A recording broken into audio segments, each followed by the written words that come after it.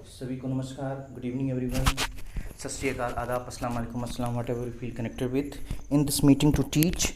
Welcome you all from the bottom of my heart. पिछली class में हमने discussion किया था टेंसेस से रिलेटेड, जो प्रैक्टिस सेशन था उसको हमने डिस्कशन किया था। आज हमारा फिर से डिस्कशन होगा टेंसेस से रिलेटेड ही, प्रैक्टिस सेशन ही। क्लियर? तो बेसिकली हम जिसकी बात कर रहे हैं वो है इंग्लिश। बेसिकली जो हम बात कर रहे हैं वो है इंग्लिश।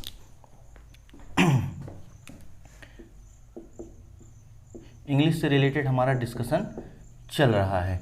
तो एक बार फिर से सभी को नमस्कार, दिल से स्वागत है आप सभी का इस पढ़ने पढ़ाने की महफिल में, इस सीखने सिखाने की महफिल में, दिल से नमस्कार। ओके, तो आज हम जो सेंटेंसेज लेकर आए हैं वो 20 सेंटेंसेज हैं टेंसेस से रिलेटेड ही। उस पर देखेंगे क्या एरर डिटेक्शन हो सकता है, क्या एरर हो सकता है, क्या इम्प्रूवमेंट हो सकती है, उसको फाइंड आउट करेंगे। क्लियर? तो हमारा फिर से आज हमारा जो सेशन है वो प्रैक्टिस सेशन ही है, प्रैक्टिस सेशन। इसके बाद भी एक सेशन हम रखेंगे, उसमें भी हम प्रैक्टिस ही करेंगे टेंसेस से रिलेटेड। इसके बाद थोड़ा सा मिसलेनियस कुछ बच जाते हैं टेंसेस में, जिसको बोल सकते हैं कि अपवाद। क्लियर? तो उसको हम पढ़ेंगे, एक्सेप्शन केस के बारे में। क्लियर? तो आज जो पहला हमारा सेंटेंस है तो वो है that baby cries all the time। दूसरा सेंटेंस हम यहां पर लिख रहे हैं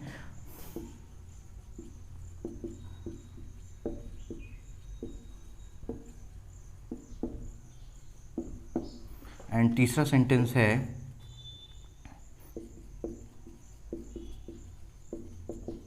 द केटल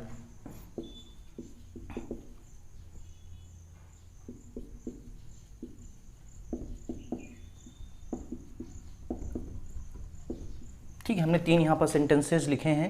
पहला सेंटेंसेज लिखा है that baby cries all the time. Second sentences लिखा है हमने what are frogs eating. Third sentence लिखा है the kettle boils shall I make T.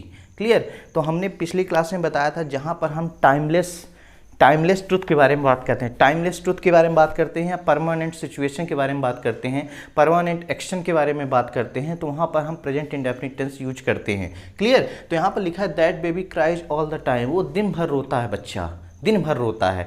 तो ये क्या है कि एक टाइमलेस ट्रुथ भी है, एक परमानेंट एक्शन भी है। दिन भर रोता है मतलब दिन भर का मतलब होता है परमानेंट एक्शन है। तो इस सेंटेंस में देखा जाए तो प्रेजेंट इंडेफिनिट के अकॉर्डिंग तो सही सेंटेंस लिखा है, लेकिन कहीं पर इसमें एरर है। तो उस एरर को आप फाइंड आउट करिए कि क्या एरर हो सकता है इस सेंटेंस में। That baby cries all the time, इस पर क्या एरर हो सकता है आपको फाइंड आउट करना है। क्लियर? तो यहां पर देखते हैं that baby cries all the time. तो यहाँ पर देखा जाए तो यहाँ पर कोई दिक्कत है नहीं, यहाँ पर ऑल द टाइम में। क्लियर? यहाँ पर कोई दिक्कत नहीं है, दैट बेबी में कोई दिक्कत नहीं है, दिक्कत यहाँ पर क्राइज में है। क्राइज को ध्यान से देखते हैं तो हमने बताया था जब कभी भी बाई के पहले यदि कोई कंसोनेंट आता है, कंसोनेंट, जब कभी भी बाई के पहले कंसोनेंट आता है तो उसका जो हम प्लूरल बनाते हैं वो IES लगा कर बनाते हैं। जब कभी भी बाई के पहले कंसोनेंट आता है तो उसका जो हम प्लूरल बनाते हैं IES लगा कर बनाते हैं। ठीक?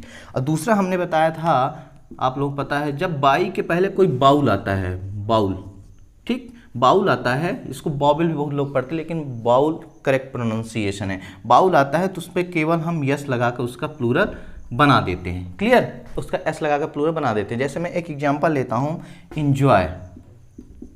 इंजॉय हमने वर्ड लिखा है, इंजॉय में देखा जाए तो लास्ट में क्या है, इसमें वाई है। वाई के पहले क्या आता है, वाउल। अब बाउल आता है तो इसमें केवल एस लगा कर हम इसका प्लूरल बनाते हैं। क्लियर? सिंगुलर मैं बोल रहा हूं कि इसका जो सिंगुलर बनाएंगे तो केवल एस लगा कर बनाएंगे। बॉब जो होती है नाउन की जस्ट अपोजिट होती है, नाउन की जस्ट अपोजिट होती है बॉब। ठीक है? नाउन की जस्ट अपोजिट मतलब नाउन में यदि एस या ES लगाएंगे, IES लगाएंगे तो बन जाएगा प्लूरल, लेकिन यदि वर्ब में एस या ES IES लगा देंगे तो बन जाएगा सिंगुलर। तो हम उसका जो दैट बेबी, एक बच्चे की बात कर रहा है, एक बच्चा की बात कर रहा है, तो ये सिंगुलर होना चाहिए, तो सिंगुलर होना चाहिए तो क्या होना चाहिए, एस या E S I S put करेंगे उसमें। तो जब कभी भी बाई के पहले कंसोनेंट आता है तो आई ई एस से बनाते हैं, जब कभी बाई के पहले ओ आता है या वाउल आता है तो उसका हम बनाते हैं एस लगाकर।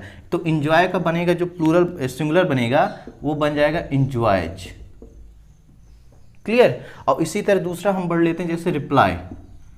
रिप्लाई, रिप्लाई जो वर्ड है रिप्लाई, बहुत लोग इसको रिप्ले पढ़ते हैं, रिप्ले नहीं होता है, रिप्लाई होता है। तो इसमें क्या होता है, बाई के पहले, वाई के पहले यहाँ पर देखो कंसोनेंट आया तो इसका हो जाएगा सिंगुलर रिप्लाइज, आई ई एस लगाकर हम इसका प्लूरल बना दिए हैं। तो यहाँ पर सेंटेंस को ध्यान से देखते हैं, that baby cries all the time, that baby cries all the time. तो यहाँ पर देखा जाए तो बाई के पहले तो यहाँ पर कंसोनेंट आ रहा है, कंसोनेंट आ रहा है तो इसका कायदे से तो आई एस लगाना चाहिए, तो इसका बन जाएगा that baby cries all the time. ये सेंटेंस सही माना जाएगा। Is it clear to everyone, that baby cries all the time. Clear. Okay, move करते हैं सेकंड क्वेश्चन में।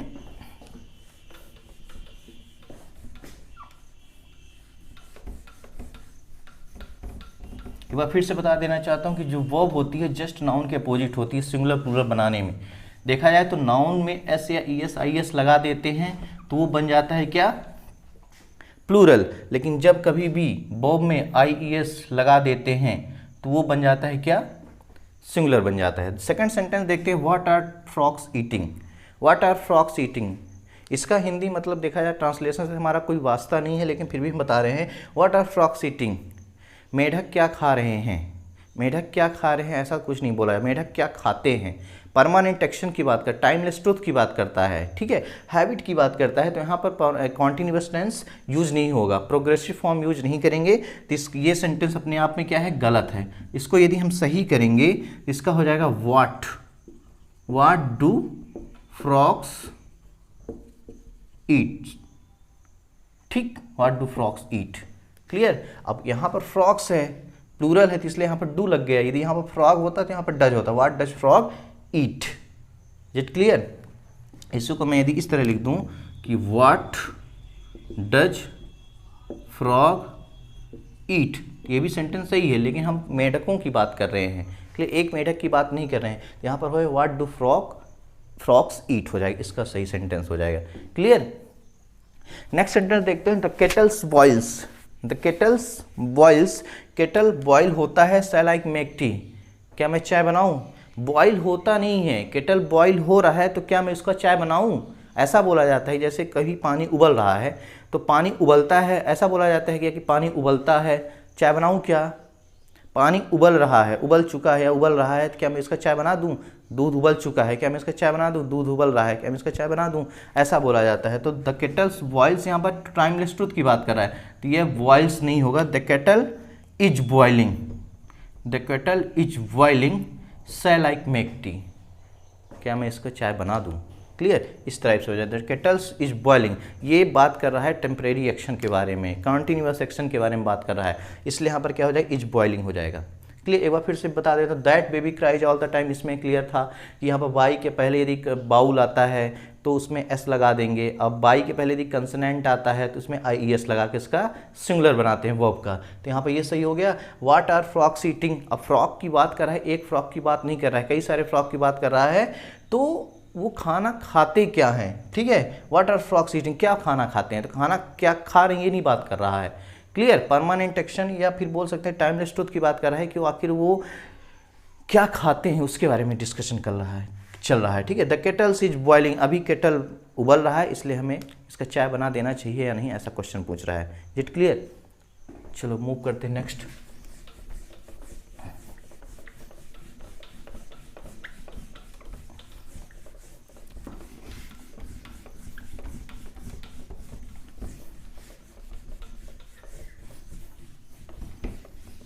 आज 20 सेंटेंसेज लेकर हम आए हैं, उस 20 सेंटेंसेज के बारे में हम डिस्कशन यहाँ पर करेंगे।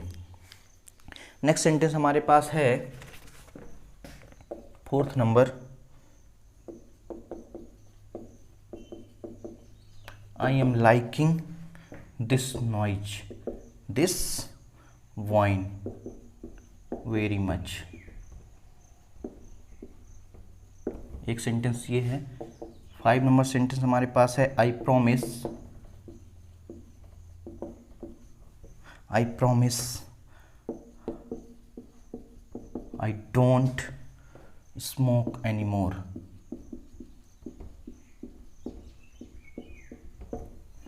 Clear.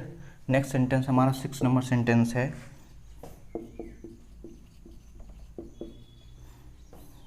Theirs the doorbell I get it. यहाँ हमने 3 सेंटेंसेज फिर से लिखे हैं। पहला सेंटेंसेज लिखा है कि पहला सेंटेंसेज यहाँ पर लिखा है I am liking this wine very much. दूसरा लिखा है कि I promise I don't smoke any more. Next sentence लिखा है there's the doorbell I get it.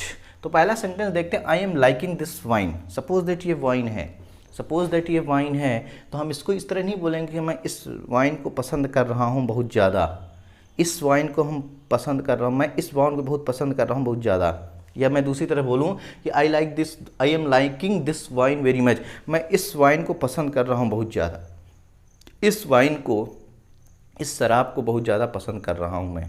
ऐसा तो बोलेंगे नहीं, पसंद करता हूँ, अभी थोड़ी पसंद करने लगा हूँ, पसंद करता हूँ, ठीक है, इसलिए मैं उसको ड्रिंकिंग करता हूँ। इसका क्या हो जाएगा, यहाँ पर प्रोग्रेसिव फॉर्म यूज नहीं होगा। क्लियर। तो यहाँ पर हो जाएगा I like this wine very much, I like this wine very much, ये सेंटेंस सही माना जाएगा। Clear. I am liking this wine नहीं होगा, वाइन नॉट वाइन, वाइन, ठीक है। तो I like this wine very much, ये हो जाएगा इसका सही आंसर। आई एम लाइकिंग नहीं कि मैं अभी पसंद कर रहा हूँ, ठीक है। I promise I don't smoke any more, मैं प्रॉमिस करता हूँ कि मैं स्मोक नहीं करता हूँ बहुत ज़्यादा, या नहीं करूँगा। देखो इस सेंटेंस को ध्यान से देखते हैं, आई promise I don't smoke any मोर, इसका मतलब मैं प्रॉमिस करता हूँ मैं बहुत ज़्यादा स्मोक नहीं करता हूँ। मैं प्रॉमिस करता हूँ, मैं वादा करता हूँ कि मैं बहुत ज़्यादा स्मोक नहीं करता हूँ। ये कैसा सेंटेंस है, ये तो अटर नॉनसेंस हो गया। जब किसी से हम वादा करते हैं, आप लोगों ने वादा किया होगा, एक सॉन्ग है, जो वादा किया तो निभाना पड़ेगा, जो वादा किया तो निभाना पड़ेगा, फ्यूचर की बात कर रहा है, जो वादा किया वो निभाना पड़ेगा। तो यदि वादा किया है, प्रॉमिस की बात आती है, आई प्रॉमिस, आई स्वेयर, एक वर्ड और होता है आई स्वेयर, स्वेयर पड़ता है, स्वेयर नहीं, आई स्वेयर। तो इसके बाद जो भी सेंटेंस लिखा जाएगा प्रॉमिस करने की बाद, इसके बाद हमेशा फ्यूचर की बात करेंगे।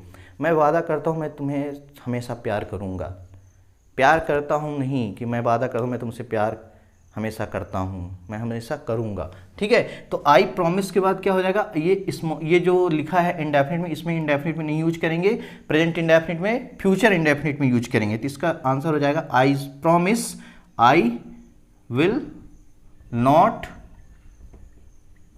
Smoke any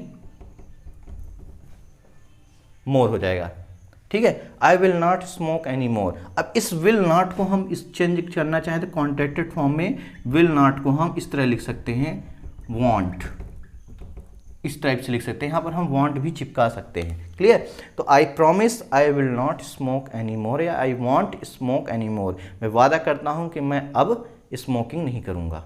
clear. Next sentence देखते हैं कि there is the doorbell I get it. वहाँ पर डोरबेल है, मैं उसको प्राप्त करूँगा, ठीक है। तो यहाँ पर इसका मतलब होता है देयर इज, ठीक है। अब इस सेंटेंस को अच्छे से लिखेंगे तो सही से, तो doorbell I will gate it, वहाँ पर डोरबेल है, हम उसको प्राप्त करेंगे। क्लियर। ये नहीं लिखेंगे there is the doorbell I get it, वहाँ पर बोरवेल है, डोरबेल है, मैं उसको प्राप्त करता हूँ, प्राप्त करूँगा, ठीक है, doorbell. Is it clear to everyone? कोई डाउट हो तो आप हमसे पूछ सकते हैं कमेंट बॉक्स में मैसेज करके।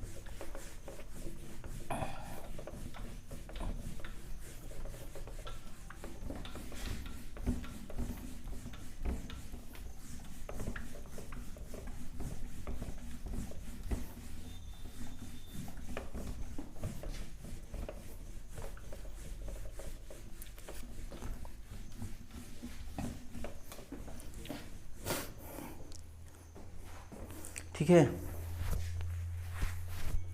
नेक्स्ट सेंटेंस हम देखते हैं 7 number sentence.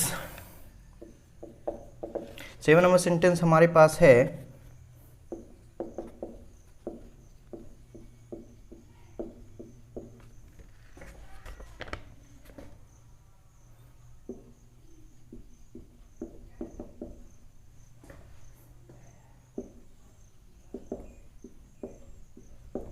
I will phone you when I will get home. Next sentence है आई नो हर सिंस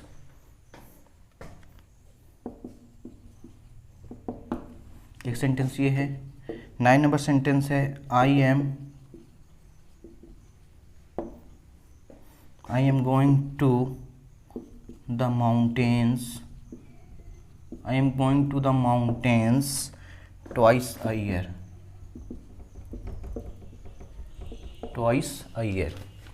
यहाँ पर हमने 3 सेंटेंसेस लिखे हैं। पहला लिखा I will phone you when I will get home. Second sentence लिखा आई नो हर सिंस 1990।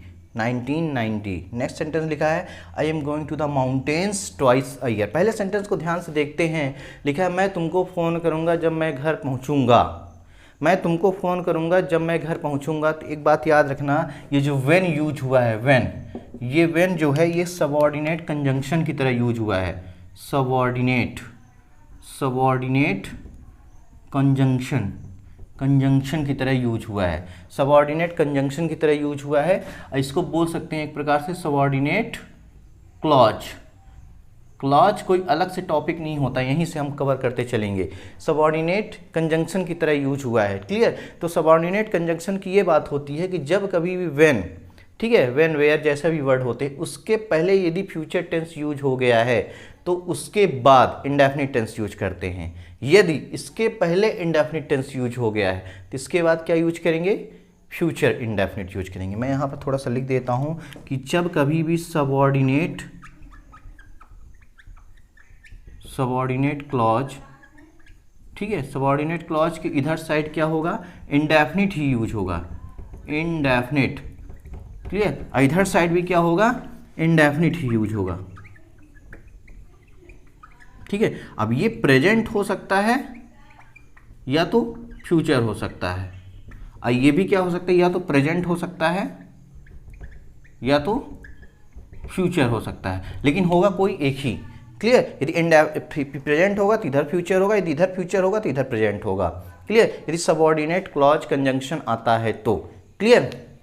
जैसे सबऑर्डिनेट में एक व्हेन आता है, एक इफ आता है, ये भी वर्ड यूज कर सकते हैं। ठीक है, तो देखो आई will phone you when I will get home. हमने बताया था या तो तुम इधर साइड विल का यूज करो या तो फिर इधर साइड विल का यूज करो। इधर दोनों साइड विल का यूज हुआ है तो इसको हम सही मान लेते हैं। आई विल फोन यू, मैं तुमको फ़ोन करूँगा जब मैं घर पहुँचता हूँ, जैसे मैं घर पहुँचूँगा। ठीक है, तो यहाँ पर विल लगाने की ज़रूरत नहीं है, यहाँ पर हो जाएगा आई गेट होम, विल नहीं लगाएंगे। तो इसका सही आंसर हो जाएगा I will phone you when I get home. Clear? समझ में आ रहा है? ओके, नेक्स्ट सेंटेंस हम देखते हैं आई नो हर सिंस 1990। हमने बताया था सिंस का यूज हमने ये बताया था कि सिंस का जो यूज होता है वो तो प्रेजेंट परफेक्ट कॉन्टिन्यूअस में होगा या तो पास्ट परफेक्ट कॉन्टिन्यूअस में होगा। क्लियर? जो काम अभी चल रहा है या कंप्लीट हो चुका है, ठीक है, चल भी रहा है या कंप्लीट भी हो चुका है कुछ आधा, तो वहाँ पर हम सिंस का यूज करते हैं। क्लियर? और दूसरा हमने बताया था सिंस का यूज रीजन बताने के लिए कि मुझे बुखार है इसलिए मैं स्कूल नहीं आ सकता हूँ। ठीक है, I could not attend the school. ठीक है, वहाँ पर सिंस हमने यूज किया था। सिंस आई वॉज इल, ठीक है, मुझे बुखार है इसलिए मैं अटेंड नहीं कर सकता हूँ। ठीक है, तो वहाँ सिंस एक रीजन बताने के लिए भी होता है, एक टाइम बताने के लिए होता है। टाइम की बात करेंगे तो इसे प्रेजेंट परफेक्ट कॉन्टिन्यूअस में रखेंगे और पास्ट परफेक्ट कॉन्टिन्यूअस में रखेंगे। ठीक है, तो यहाँ पर देखा जाए तो I know her since 1990 present indefinite tense में लिखा है, तो इसको चेंज कर देंगे प्रेजेंट परफेक्ट कॉन्टिन्यूअस। इसका हो जाएगा I am knowing you, knowing her, sorry I have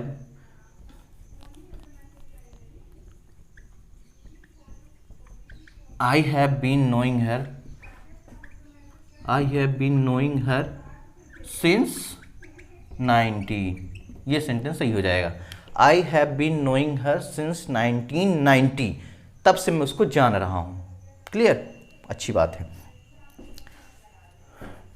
where is tester? ठीक है, नेक्स्ट सेंटेंस देखते हैं। I am going to the mountains twice a year. मैं माउंटेन जा रहा हूं साल में 2 बार। मैं माउंटेन जा रहा हूं साल में 2 बार, ये अटर नॉनसेंस है। मैं 2 साल में, मतलब ये इसका कहने का मतलब ये निकला, I am going to the mountains twice a year, मैं माउंटेन जा रहा हूँ हर साल में 2 बार, हर साल में 2 बार मैं माउंटेन जा रहा हूँ। ऐसा बोला जाता है क्या कि हर साल, मतलब एक साल में मैं 2 बार माउंटेन जा रहा हूँ, ऐसा नहीं बोला जाता है। बोला जाता है कि मैं साल में 2 बार माउंटेन जाता हूँ। ऐसा नहीं बोला जाता कि मैं साल में 2 बार माउंटेन जा रहा हूँ, ऐसा नहीं बोला जाता है। क्लियर, मैं साल में 2 बार माउंटेन जाता हूँ, तो यहाँ पर प्रोग्रेसिव फॉर्म यूज नहीं होगा। तो इसका आंसर हो जाएगा I go to the mountains twice a year. ये सेंटेंस सही हो जाएगा, ऊपर वाला गलत है कि मैं साल में 2 बार माउंटेन जा रहा हूँ, ये तो अटर नॉनसेंस हो गया कि मैं साल में 2 बार माउंटेन जा रहा हूँ। हम तो यहाँ पे बात करें हैबिट की, जब हैबिट की बात कर रहे हैं तो प्रोग्रेसिव फॉर्म यूज ही नहीं होगा, इंडेफिनिट टेंस यूज करेंगे। तो मैं साल में 2 बार माउंटेन जाता हूँ, मैं बोलूँगा कि मैं साल में 2 बार नानी के घर जा रहा हूँ, ये कौन सा सेंटेंस हुआ? मैं साल में 2 बार नानी के घर जाता हूँ, ठीक है, मैं साल में 2 बार नानी के घर जाता हूँ। या ऐसा भी बोल सकते हैं कि मैं दिन में 2 बार ब्रश करता हूँ, तो इसको इस तरह बोल सकते हैं क्या, मैं दिन में 2 बार ब्रश कर रहा हूँ, ऐसा नहीं बोलते हैं, ठीक है। Come to the next.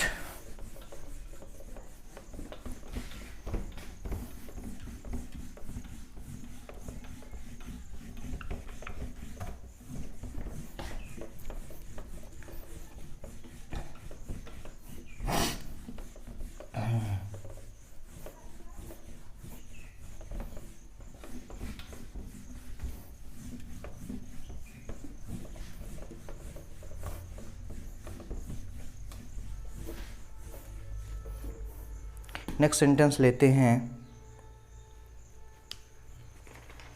9 number.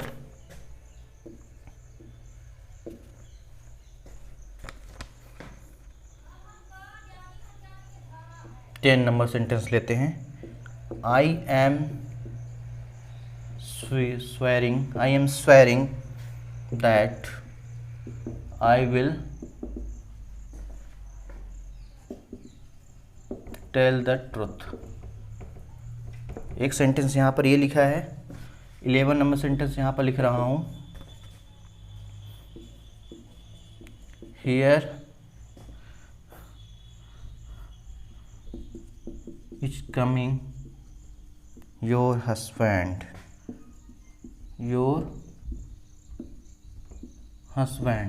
एक सेंटेंस यहाँ पर है, 12 नंबर सेंटेंस यहाँ पर लिख देता हूँ। What do you do this evening? What do you do this evening?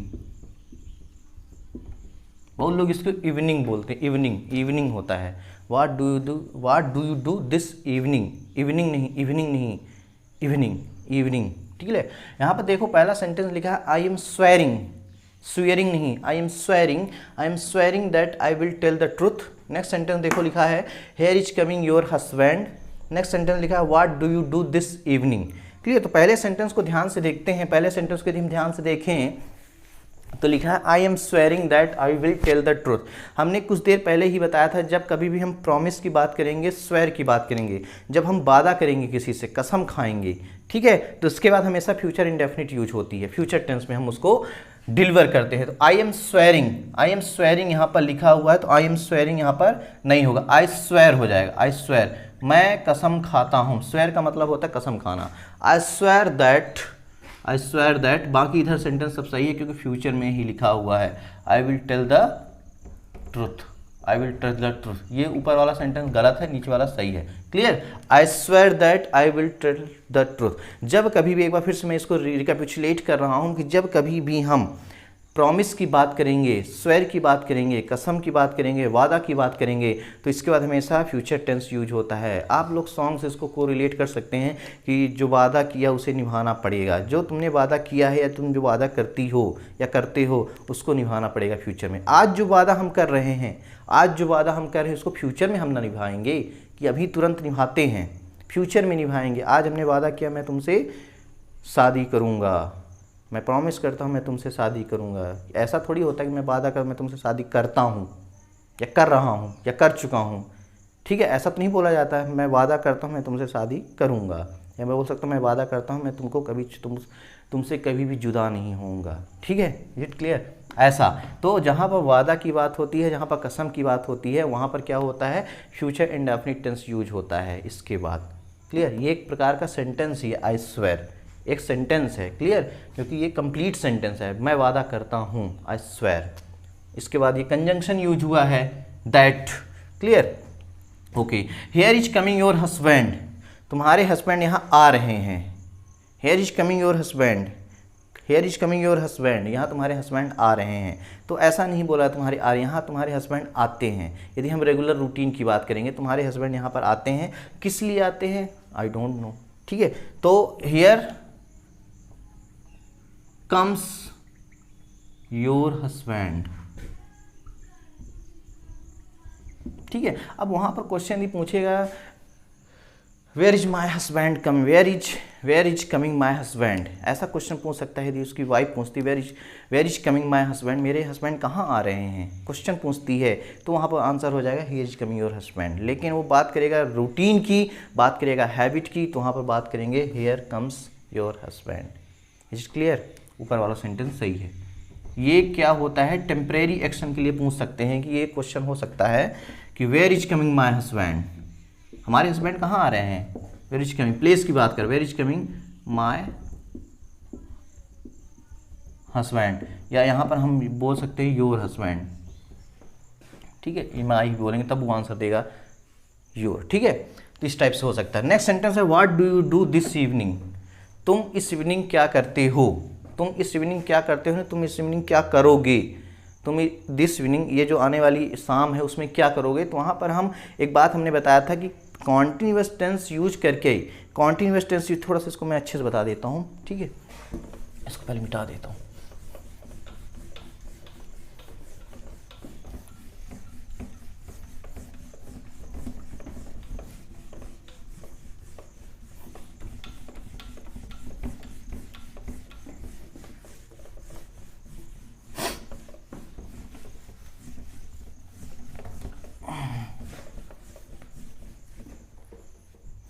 Sentence है अपने पास,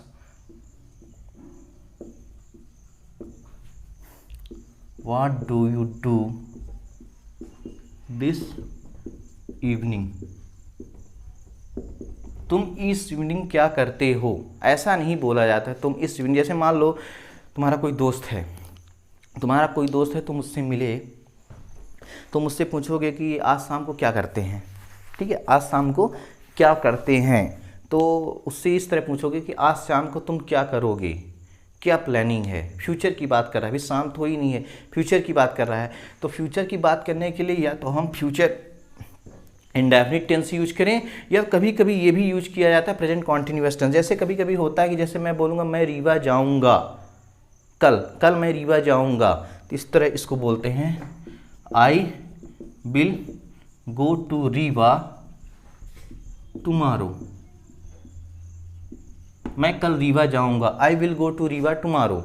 ठीक है, इसको दूसरी तरफ भी लिख सकते हैं, I am going to Rewa, I am going to Rewa when, tomorrow, मैं कल रीवा जा रहा हूँ, मैं कल रीवा जा रहा हूँ। तो यहाँ पर फ्यूचर की बात कर रहा है तो प्रेजेंट कॉन्टिन्यूअस टेंस यूज कर दिया है। ठीक है, तो हम क्या करते हैं, I will go to Rewa tomorrow, ये भी सही है, I am going to Rewa tomorrow, ये भी सही है, बोथ आर करेक्ट। ठीक है, तो what do you do this evening, तुम इस इवनिंग क्या करने वाले हो या क्या कर रहे हो। तो यहाँ पर ये भी बोल सकते हैं what will you do, what will you do, वैसे यहाँ पर यूज करना चाहिए shall, what shall you do this evening. एक सेंटेंस ये भी सही है। ठीक है, विल यूज करेंगे तो क्या होगा, फिक्स नहीं रहेगा, नॉट फिक्स रहेगा, विल यूज करेंगे। ठीक है, अब दूसरा हम इसी तरह यूज करते हैं, इसको इस तरह भी लिख सकते हैं, what are you doing, what are you doing this evening, इस तरह भी यूज कर सकते हैं। देखो यहाँ पर हमने यूज किया फ्यूचर इंडेफिनिट टेंस, यहाँ पे यूज किया है हमने प्रेजेंट कॉन्टिन्यूअस टेंस। तो हम दोनों तरह से यूज कर सकते हैं, या तो फ्यूचर इंडेफिनिट यूज करें या तो what present continuous tense use करें। क्लियर? तो फ्यूचर को दिखाने के लिए या तो हम फ्यूचर इंडेफिनिट टेंस का यूज कर सकते हैं या तो प्रेजेंट कॉन्टिन्यूअस टेंस का यूज कर सकते हैं। बोथ आर करेक्ट है। क्लियर? समझ में आ गया? Is it clear to everyone? Next चलते हैं।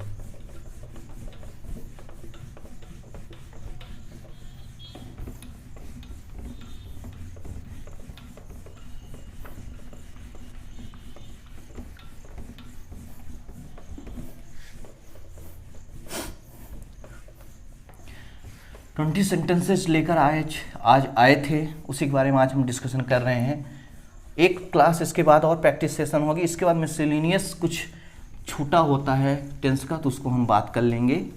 इसके बाद हम वोकैबुलरी सेशन स्टार्ट करेंगे। और आप लोगों को कोई भी डाउट हो तो आप बिल्कुल without taking any hesitation you can post that, ठीक है, इन कमेंट बॉक्स के अंदर आप पोस्ट कर सकते हैं किसी भी हेजिटेशन को लिए बिना। 13 नंबर सेंटेंस हमारे पास है,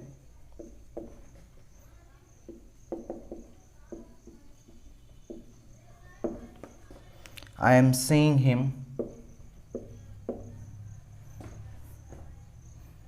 this evening and I think visible होगा, आई एम रियली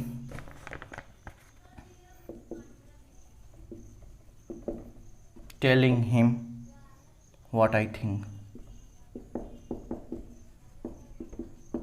एक सेंटेंस यहाँ पर है 14 नंबर, कुछ नीचे लिख लेता हूँ। 14 number, it is snowing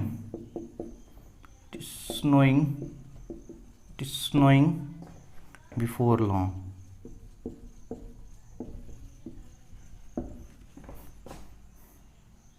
fifteen number sentence यहाँ पर, किरण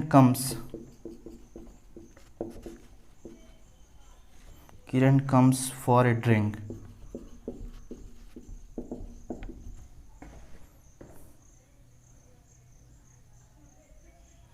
this evening। यहाँ हमने 3 सेंटेंसेस लिखे हैं। पहला लिखा है, I am seeing him this evening, I am really telling him what I think. Next sentence लिखा है, it is snowing before long. Next लिखा है, Kiran comes for a drink this evening. It's not snowing, इसको बोलो snowing पढ़ते हैं, snowing नहीं, snowing, ठीक है। तो यहाँ पर पहले देखा, आई am seeing him this evening. अब देखो, मैं अभी इसके पहले कुछ बताया था कि मैं इवनिंग की बात कर रहा हूँ, फ्यूचर की बात कर रहा हूँ, तो यहाँ पर प्रेजेंट कॉन्टिन्यूअस टेंस यूज कर सकते हैं। या तो विल यूज करें, प्रेजेंट इंडेफिनिट विल या शैल यूज करें, या तो फिर बोल सकते हैं प्रेजेंट कॉन्टिन्यूअस। तो आई am seeing him this evening, ये फ्यूचर की बात कर रहा है, तो कॉन्टिन्यूअस टेंस यूज कर सकते हैं। तो बहुत सही है यहाँ पर, आई am seeing him this evening. Clear? सही लिखा हुआ है। सो हॉट, बहुत गर्मी है आज, ठीक है। I am seeing him this evening, इस शाम वो हम क्या है उससे मिलने जा रहे हैं। आई एम सीइंग, मैं उससे सीइंग का मतलब यहाँ पर मिलने से रिलेटेड है। I am seeing him this evening, मैं उससे मिलने जा रहा हूँ, ठीक है। यहाँ पर सेंटेंस सही है, इवनिंग की बात कर रहा है, फ्यूचर बात कर रहा है। And I am really telling him what I think, I am really telling him, यहाँ पर सेंटेंस में कुछ गड़बड़ है। I am really telling him, यहाँ पर क्या हो जाएगा, दो कैसे यूज हो सकते, यहाँ पर हम यूज कर देंगे। अब यहाँ पर देखो कंजंक्शन यूज हुआ है, कंजंक्शन यूज हुआ, तो इसके बाद तो इंडेफिनिट ही आना चाहिए, तो यहाँ पर कोई दिक्कत है नहीं। अब इस सेंटेंस को अच्छे से लिखें यदि सही पूर्वक, इसका हो जाएगा आई एम सीइंग, या तो इसको कॉन्ट्रैक्टेड फॉर्म में लिख दो जैसे यहाँ पर लिखा है, ठीक है। I am seeing him this evening and I am really going to tell him what I think, ठीक है। ये सेंटेंस सही होगा, I am really telling him. अब बोल थोड़ी रहा है, बोलने को लिए जाएगा, तो मैंने अभी बताया था ना, I am going to Rewa, तो ऐसे है, I am really going to tell him, मैं उसको बताने जाऊंगा, ठीक है। तो यहाँ पर बोला आई am seeing him this evening and I am really telling him what I think, ठीक है, मैं आज उससे मिलने जा रहा हूँ, अब मैं उसको बताऊँगा, उससे कहने जा रहा हूँ क्या मैं सोचता हूँ। ठीक है, तो यहाँ पर आई एम रियली टेलिंग हिम, इसका तो मतलब हुआ कि मैं बता रहा हूँ, अभी तो मिलने ही नहीं गए तो बताने कैसे चले गए।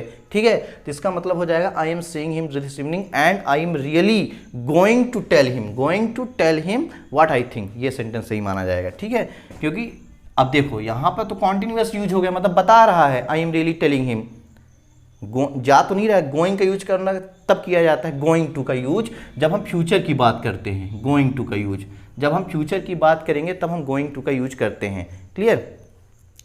जैसे मैं तुमसे बोलूँगा मैं तुमसे मिलने जा रहा हूँ, मैं तुमसे मिलूंगा, तो ये भी बोल सकता I am going to meet you, I am going to meet you. ठीक है, टुमारो, मैं तुमसे मिलने जाऊँगा या मिलने आऊँगा। ठीक है, इस टाइप से होता है। तो गोइंग टू का यूज किस लिए किया जाता है? फ्यूचर में जो एक्शन होगा उसको प्रेडिक्ट करके जो बताने के लिए हमने सोचा है दिमाग में, उसको कहने के लिए हम क्या करते हैं? गोइंग टू का यूज करते हैं। ठीक है, ओके, तो ये सेंटेंस हो गया सही। समझ में आ गया सबको? Is it clear to everyone? Next है it is snowing before long, it is snowing before long. ठीक है, इसका सेंटेंस देखा, it is snowing before long, ये सेंटेंस अपने आप में गलत, इसका हो जाए इट स्नोज बिफोर लॉन्ग। ठीक है, इट स्नोज बिफोर लॉन्ग, ये बहुत दिन से होती आई है, स्नो होती आती है। ठीक है, यहाँ पर इंडेफिनिट की बात कर, किसकी बात कर रहा है? हैबिट की बात कर रहा है। ठीक है, टाइमलेस ट्रूथ की बात कर रहा है, यहाँ पर हो जाएगा it snows before long. Next sentence देखते हैं, ये अपने आप में गलत है, कंटिन्यूअस की बात कर रहा है, continuous. Kiran comes for a drink this evening, फिर से वही आ गया कि किरण इस शाम को चाय के लिए आ रही है, चाय पीने के लिए आ रही है, तो आती है थोड़ी हो जाएगा यहाँ पर क्या हो जाएगा? Kiran is coming for a drink this evening. ठीक है, या इसको इस तरह भी लिख सकते हैं, Kiran will come for a drink this evening, ये भी सेंटेंस सही माना जाएगा, बोथ आर करेक्ट। ठीक है, तो हम इसको क्या बोल सकते हैं कि Kiran is coming for a drink this evening, आ रही है। ठीक है, ये कम्स नहीं होगा, आती है थोड़ी, शाम को आती है, आ रही है आज शाम को। ठीक है, नेक्स्ट। हो सकता है थोड़ा सा मैं फास्ट पढ़ा रहा हूँ, लेकिन यदि कोई डाउट हो तो आप पोस्ट कर सकते हैं बेझिझक, यहाँ पर फ्री ऑफ कॉस्ट सब प्रोवाइड किया जा रहा है, कुछ ही समय के लिए प्रोवाइड किया जा रहा है, इसके बाद नहीं किया जाएगा, आपको खुद से सीखना होगा। ये अभी सिखाया जा रहा है कि कैसे समझना है इंग्लिश को, इंग्लिश होती क्या है, उसको कैसे अंडरस्टैंड करते हैं। क्लियर? अंडरस्टैंडिंग पावर बढ़ाने के लिए कैसे सीखा जाता है।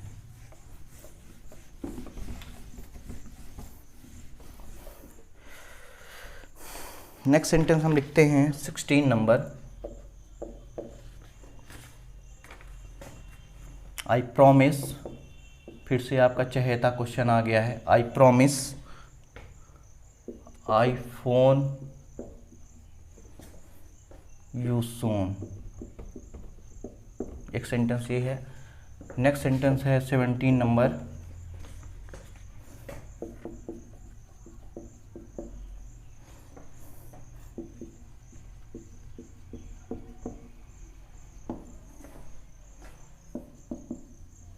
एक सेंटेंस ये है। 18 नंबर सेंटेंस है,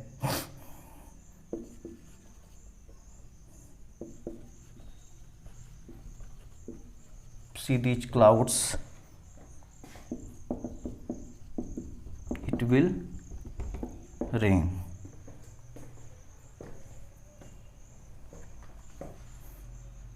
ठीक है, ये 3 सेंटेंस लिखे हैं हमने।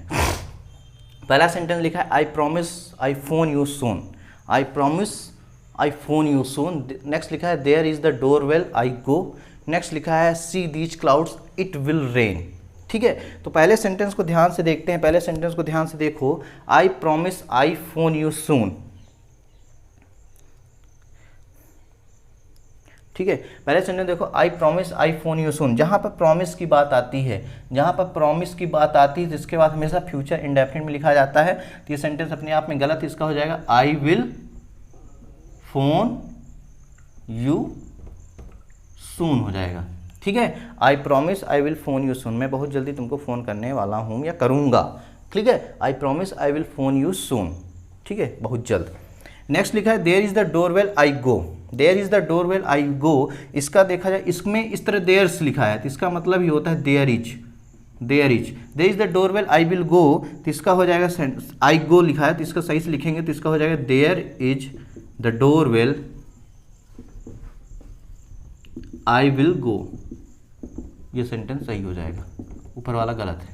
Clear. Next sentence see these clouds, देखो इन क्लाउड्स को, देखो इन क्लाउड्स को, इट विल रेन, बारिश होगी। देखो इन क्लाउड्स को, see these clouds it will rain. इस सेंटेंस को ध्यान से देखते हैं इसमें कहाँ पर एरर हो सकता है। See these clouds, see these clouds it will rain, इसमें क्या एरर हो सकता है प्लीज फाइंड आउट करिए। Clear. C these clouds it will rain, क्या एरर इस पे हो सकता है। ठीक है, तो इसमें सेंटेंस को देखते हैं तो इस सेंटेंस को यदि हम सही करें तो इस सेंटेंस को सही हो जाएगा see these clouds, see these clouds it is raining, देखो इस क्लाउड्स को, वर्षा हो रही है। इट विल रेन नहीं, it is raining, it is raining. ठीक है, इट विल रेन नहीं, see these clouds it will rain. या फिर इसको इस तरह भी लिख सकते हैं it is going to rain, it is going to rain. देखो इन क्लाउड्स को, देखो इन क्लाउड्स को, बारिश होने वाली है, बारिश होने वाली है तो it is going to rain सही हो जाएगा। See these clouds it will rain, इसका मतलब हुआ देखो बादल को देखो, क्या होता है इसका मतलब it is going to rain, वर्षा होने ही वाली है। Is it clear to everyone, समझ में आ रहा है। ये सेंटेंस सही माना जाएगा। ठीक है, सही ग्रामेटिकली। अब आगे चलते हैं, सेंटेंस को आगे बढ़ाते हैं इस महफिल को। कुछ सेंटेंसेज और हमारे पास हैं।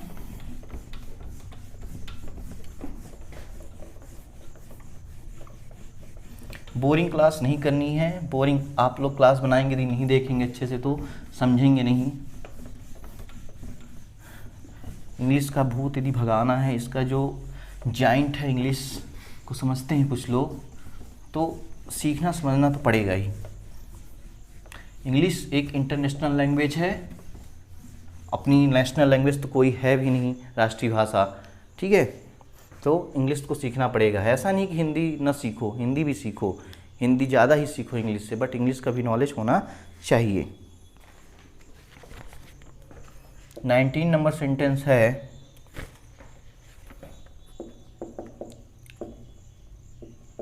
I will phone you when I will arrive। एक सेंटेंस ये है। 20 नंबर सेंटेंस है I will tell you what I will find out। और नेक्स्ट सेंटेंस 21 नंबर है phone me when you have time, when you have time। हमने यहाँ पर 3 sentences लिखे हैं। पहला सेंटेंस लिखा I will phone you when I will get will arrive. Next लिखा है I will tell you what I will find out. Next लिखा है phone me when you have time. हमने अभी कुछ देर पहले ही बताया था जो व्हेन होता है, व्हेन होता है, जो व्हाट होता है और जो व्हेन है, ये हमेशा कंजंक्शन की तरह यूज होते हैं। मतलब किसी भी सेंटेंस में यदि यूज हो जाते हैं तो कंजंक्शन की तरह यूज होते हैं। इसकी तरह कंजंक्शन की तरह किसी भी सेंटेंस में यदि व्हेन बीच में यूज होता है, व्हाट यूज होता है, व्हेन यूज होता है, तो कंजंक्शन की तरह यूज होते हैं। तो इधर साइड या तो प्रेजेंट होगा या तो फ्यूचर होगा। इधर प्रेजेंट फ्यूचर होगा तो इधर साइड, इधर यदि प्रेजेंट होगा तो इधर फ्यूचर होगा, यदि इधर फ्यूचर हुआ तो इधर प्रेजेंट हुआ। ठीक है, इंडेफिनिट की बात होगी। मैं फिर से एक बार बता देता हूँ कि जब कभी भी कंजंक्शन, सबऑर्डिनेट कंजंक्शन की बात मैं कर रहा हूँ, यदि यहाँ पर फ्यूचर है तो यहाँ पर प्रेजेंट होगा, यदि यहाँ फ्यूचर है तो यहाँ पर प्रेजेंट होगा। क्लियर, इंडेफिनिट में ही होगा। एक बार फिर से कि I will phone you when I will arrive, इसका मतलब हुआ कि व्हेन यहाँ पर सबऑर्डिनेट कंजंक्शन की तरह यूज हुआ है, तो इसके पहले यदि लिखा है विल तो लिखा ही है आई विल फोन यू, तो इसके बाद विल नहीं आना चाहिए, तो यहाँ पर विल का यूज गलत है, आई arrive, I will phone you when I arrive, ऐसा हो जाएगा। ठीक, नेक्स्ट सेंटेंस देखते हैं। नेक्स्ट सेंटेंस है कि I will tell you what I will find out. What यहाँ पर कंजंक्शन की तरह यूज हुआ, तो यहाँ पर विल यूज हो गया फ्यूचर इंडेफिनिट, तो यहाँ पर विल यूज करने की ज़रूरत नहीं है, आई फाइंड आउट हो जाएगा। क्लियर, ये सही हो जाएगा, ये ऊपर वाला गलत है। नेक्स्ट सेंटेंस है फोन मी, मुझे फ़ोन करना जब तुम्हारे पास टाइम है होता है। तो व्हेन के बाद यहाँ पर क्या है, इंडेफिनिट यूज हुए, तो यहाँ पर क्या हो जाएगा, हैव यूज नहीं हुए, तो इंडेफिनिट है, सब्जेक्ट मेन वर्ब टाइम, यहाँ भी इंडेफिनिट है, यहाँ पर क्या हो जाएगा, you will have time, you will have time हो जाएगा। ठीक है, ऊपर वाला गलत है, इसको समझना पड़ेगा अच्छे से कि व्हेन की तरह इधर प्रेजेंट इंडेफिनिट है तो इधर फ्यूचर इंडेफिनिट होगा, इधर फोन में प्रेजेंट इंडेफिनिट है, तो यहाँ क्या हो जाएगा, यू सब्जेक्ट था, यहाँ पे यू सब्जेक्ट था, हैव फर्स्ट फॉर्म है, तो इंडेफिनिट में फर्स्ट फॉर्म ही लगती है, ठीक है, यू के साथ, तो यहाँ पर मेन वर्ब है, ये ऑब्जेक्ट है, तो इंडेफिनिट हो गया, तो इसको फ्यूचर इंडेफिनिट में कन्वर्ट करना पड़ेगा, तो यू विल हैव टाइम हो जाएगा। ठीक है, next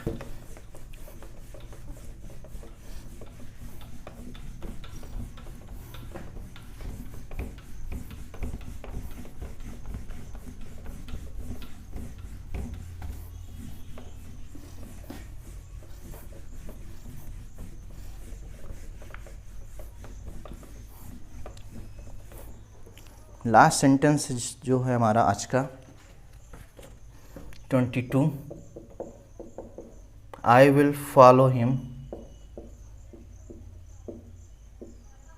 I will follow him wherever he will goes. यहाँ पर एक सेंटेंस लिखा हुआ है, I will follow him wherever he will goes, यहाँ पर वेयर एवर भी एक तरह से क्या है, कंजंक्शन की तरह यूज हुआ है, सबऑर्डिनेट कंजंक्शन की तरह, तिधर साइड यदि विल होगा तिधर साइड विल यूज नहीं होगा, ये गलत है। ठीक है, इसका सही आंसर हो जाएगा I will follow him wherever he goes, मैं उसको फॉलो करूँगा जहाँ भी वह जाता है, मैं उसको फॉलो करूँगा जहाँ भी वह जाता है। ठीक है, आज के लिए बस इतना ही था। जैसे मैं एक सेंटेंस लिखता हूँ, डू बी केयरफुल, ये सेंटेंस क्या अपने आप में सही है, डू बी केयरफुल ये सही है। क्या होता है कि कभी कभी हम लोगों की स्कूल में, स्कूल्स वगैरह में, कॉलेजेस में क्या होता है कि टीचर्स लिख देते हैं do complete it, do complete it, तो इसका मतलब है उसको एम्फेसाइज कर रहे हैं, क्या कर रहे हैं, एम्फेसाइज कर रहे हैं, उसको एम्फेसाइज कर रहे हैं। ठीक है, डू कंप्लीट इट, उसको करना ही करना है। इस तरह डू बी केयरफुल का मतलब होता है स्ट्रॉन्गर देन, इसका मतलब हो जाएगा स्ट्रॉन्गर देन बी केयरफुल। यदि आप किसी से बोलते हैं कि बी केयरफुल और कोई बोलता है डू बी केयरफुल, इसका मतलब होता है स्ट्रॉन्गर देन बी केयरफुल, मतलब बहुत ही ज़्यादा, मतलब कि आपको केयर करना ही है। डू कंप्लीट इट का मतलब होता है कि उसे कंप्लीट करना ही है, उसके अलावा कोई चारा नहीं है। ठीक है, कोई उसका सोल्यूशन नहीं है। जैसे एक सेंटेंस और मैं यहाँ पर लिखता हूँ, कल जो डिस्कशन किया था पिछली क्लास में,